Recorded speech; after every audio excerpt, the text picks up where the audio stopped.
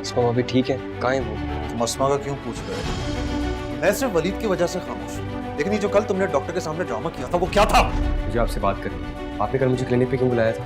مجھے تمہیں کلینک نہیں بلانا چاہیے تھا۔ بہت زبان چل رہی ہے تمہاری، بہت بہادر بن گئی ہو تم۔ بیوی کمزور ہو سکتی مگر ماں بہادر ہی ہوتی ہے۔ دوستو اگلے ایپیسوڈ میں آپ دیکھیں گے کہ اسما بیچاری نرس کے دیے ہوئے کرائے سے رکشہ لے کر گھر آ جائے گی، لیکن ایک مشرقی گھریلو بیوی ہونے کے ناطے وہ بھرے پورے گھر میں کسی کو بھی نہیں بتا پائے گی کہ اس کے شوہر نصیر نے اس کو دھوکے سے کلینک لے جا کر اس کے ساتھ کیا کیا۔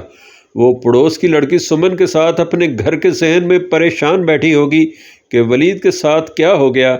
جمال، نصیر اور واصف تینوں بھائی اپنے سب سے چھوٹے بھائی ولید کی خبر لینے ہاسپٹل پہنچ جائیں گے۔ ڈاکٹر انہیں بتائے گا کہ حادثہ ولید کی تیز رفتاری کے باعث پیش آیا اور گاڑی والے کے بروقت ولید کو ہاسپٹل پہنچانے کی وجہ سے ولید کی جان بچ گئی۔ ادھر ولید کی ماں یعنی بیبی باجی، عذرا بھابھی اور پڑوس کی لڑکی سمن سب بہت پریشان بیٹھی ہوں گی اور دل سے ولید کے لیے دعائیں کر رہی ہوں گی۔ خاص طور پر سب گھر والوں کی دعاؤں کے ساتھ واصف ولید کو لیے گھر داخل ہوگا۔ ولید کی ماں بیبی باجی ولید کو اپنے ساتھ چمٹا لے گی۔ واصف ولید سے پوچھے گا کہ کہاں جا رہے تھے اور کس بات کی تمہیں جلدی تھی، لیکن ولید بڑبڑائے گا کہ اسما بھابھی ٹھیک ہیں، کہاں ہیں وہ۔ اس پر نصیر چونک جائے گا اور خود کو سنبھالنے اور انجان بننے کی اداکاری کرتے ہوئے پوچھے گا کہ اسما کا کیوں پوچھ رہے ہو تم؟ بیبی باجی تسلی دے گی کہ اسما تو بالکل ٹھیک ہے، اسما کو کیا ہوا؟ تو ولید کو تسلی ہو جائے گی اور اسما بھابھی کی آنکھیں نم ہو جائیں گی۔ نصیر جب اکیلے میں اپنے کمرے میں جائے گا تو اسما کو ڈانٹے گا کہ میں صرف ولید کی وجہ سے چپ تھا، لیکن کل تم نے ڈاکٹرز کے سامنے جو ڈرامہ کیا وہ کیا تھا؟ نصیر چلائے گا کہ بہت زبان چلنے لگی ہے تمہاری، بہت بہادر بن گئی ہو تم۔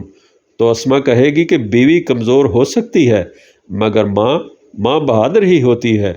ولید سے اس بات پر رہا نہیں جائے گا کہ اس کی بھابھی اسما نے اسے کلینک کیوں بلایا۔ وہ اسما کو کچن میں اکیلے پا کر یہ سوال پوچھ لے گا۔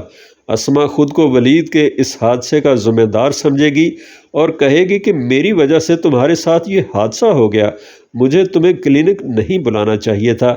اور ان کی یہ باتیں کھڑکی کے دوسری طرف کھڑی عذرا بھی سن لے گی اور سمجھ جائے گی کہ دال میں کچھ کالا ہے، اور یہ کہ نصیر کے ساتھ گئی اسما کل اکیلی گھر کیوں آئی تھی اور عذرا کے پوچھنے پر بات کیوں بدل گئی تھی۔